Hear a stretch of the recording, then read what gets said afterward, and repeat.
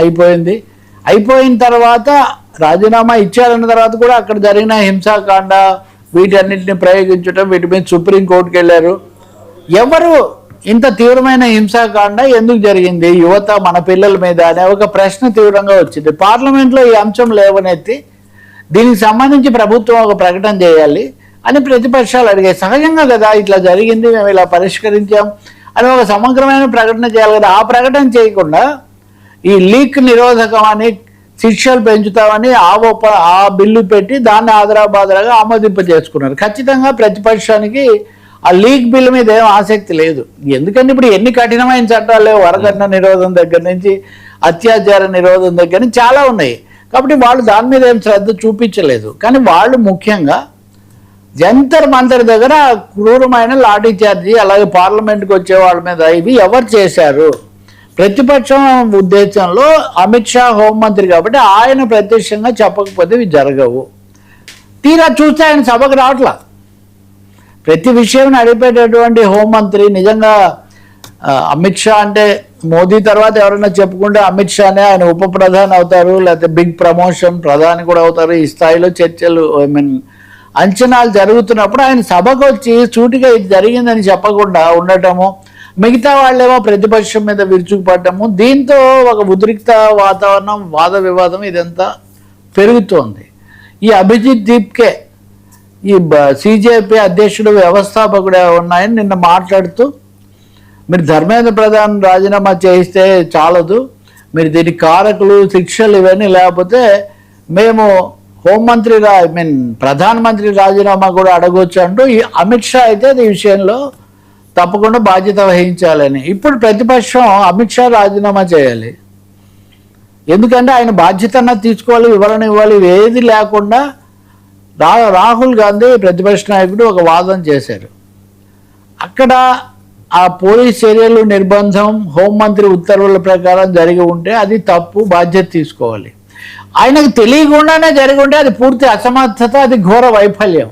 ఎందుకంటే ఢిల్లీలో పార్లమెంట్ దగ్గరే హోంమంత్రికి తెలియకుండా ఢిల్లీ శాంతి భద్రతలు పూర్తిగా హోంశాఖ ఆధ్వర్యంలో ఉంటాయి కాబట్టి ఏ విధంగా చూసినా అమిత్ షా విషయంలో సంజాయిషీ చెప్పాలని వాళ్ళు చాలా గట్టిగా ప్రతిపక్షం పట్టుబడుతోంది. నిన్న మల్లికార్జున్ ఖర్గే రాజ్యసభలో చాలా తీవ్రంగా మాట్లాడినప్పుడు కూడా ఈ విషయాలే చర్చకు వచ్చాయి. కానీ ఏమొచ్చినా ఎదురుదాడి చేయడం జరుగుతుంది తప్ప ఎవరు కాల్పులు వీటన్నిటికీ ఉత్తర్వులు ఇచ్చారు? కాల్పులు అంటే ఒకసారి కాల్చారన్నది ఉంది, కాల్పులు కాకపోయినా పెల్లెట్ గన్స్ ఉపయోగించడం ఇట్లాంటి వీటి మీద సుప్రీంకోర్టు కూడా వెళ్ళింది. వర్మ, ఇక్కడ సమస్య ఏంటంటే పోరాటం, వారు బ్యాటిల్ అంటారు చూడండి, ఒక బ్యాటిల్ అయిపోయింది కానీ వారు మిగిలే ఉంది అన్న అభిప్రాయం సిజేపీలో అలాగే ప్రతిపక్షాల్లో ఉంది. సుప్రీంకోర్టుకి వెళ్ళారు.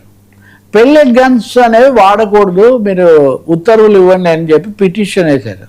వేస్తే నిన్న దాన్ని విచారించిన తర్వాత ప్రధాన న్యాయమూర్తి సూర్యకాంత్ ధర్మాసనం కుదరదు అన్నారు. పెల్లెట్ గన్స్ వాడకూడదని ఎలా చెప్తాము?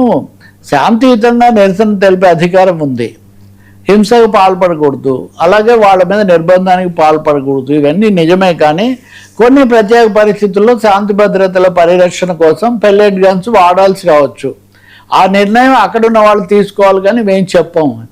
అంతటితో ఆగకుండా ఇంకో మాట అన్నారు, పరిస్థితి మరీ అదుపు తప్పితే తుపాకులే కాలుస్తారు కదా, బుల్లెట్సే కాలుస్తారు కదా, బుల్లెట్స్ కాల్చడానికి కూడా శాంతి భద్రతల యంత్రాంగానికి అధికారం ఉన్నప్పుడు, బుల్లెట్సే ఉన్నప్పుడు పెల్లెట్స్ ఎందుకు వాడకూడదు?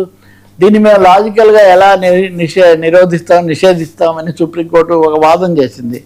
నిజంగా ఇది రెండో భాగం. సంచలనం వాడకూడదు అన్నది ఒకటైతే, వాడొచ్చు కొన్ని ప్రత్యేక పరిస్థితులు ఎవరు నిర్ణయిస్తారు?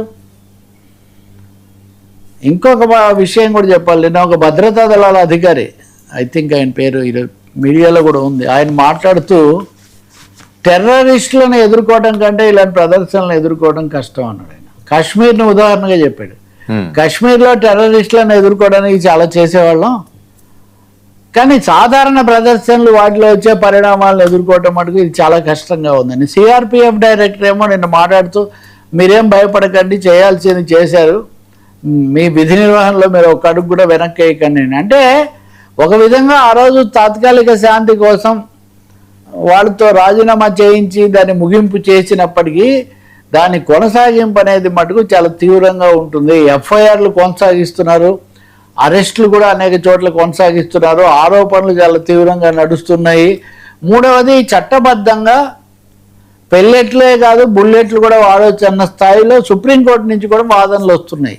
కాబట్టి రాబోయే రోజుల్లో ఈ ఉద్యమం ఇంత తీవ్రం కావడానికి ఒక ముఖ్యమైన కారణం హింస, పోలీసు నిర్బంధం ఎక్కువగా ఉండటమని. ఈ పద్ధతిలోకే కనుక వెళ్తే ప్రభుత్వము ఈ నిర్బంధంతో ఎదుర్కోవటం అనే లైనే తీసుకుంటే ఇది ఇంకా పెరుగుతుంది. రాష్ట్రాల వారీగా ఎలా ఉంటుందన్న ఆందోళన కూడా ఉంటుంది. మనం చూసాం కదా, ఆంధ్రప్రదేశ్లో వైసీపీ వాళ్ళు చేస్తుంటే పంజాబ్లో బీజేపీ వాళ్ళే చేస్తున్నారు. సో రాష్ట్రాల వారీగా కూడా ఇది అనేక పరిణామాలకు దారితీసే అవకాశం కనిపిస్తుంది. అమిత్ షా వచ్చి ఇప్పుడు ఉదాహరణకు నోట్ల రద్దు, డిమానిటైజేషను, కోవిడ్ ఇటువంటి అప్పుడు ప్రధానమంత్రి గారిని సమాధానం చెప్పమని పట్టుపట్టారు. ఆయన రానే లేదు, ఇప్పటికి కూడా రాలేదు. ఇంతవరకు దేశంలో ఒక మీడియా గోష్ఠే జరపలేదు ఆయన 12 ఏళ్లలో, ఎవరు అడగట్లేదు. ఇప్పుడు అమిత్ షా గారు వచ్చి మాట్లాడి సర్దుబాటు చేస్తే దీని మీద చాలా బాగుంటుంది. లేకపోతే అమిత్ షా రాజీనామా చేయాలనే కోరిక దారి తీసినా మనం ఏం ఆశ్చర్యపోనక్కర్లేదు. సార్ సిఈసి ఎంపీకి మీ ఇష్టమేనా? సిజేఐకి చోటు లేదా? సుప్రీం ప్రశ్నలు సరదెబ్బలు కంటే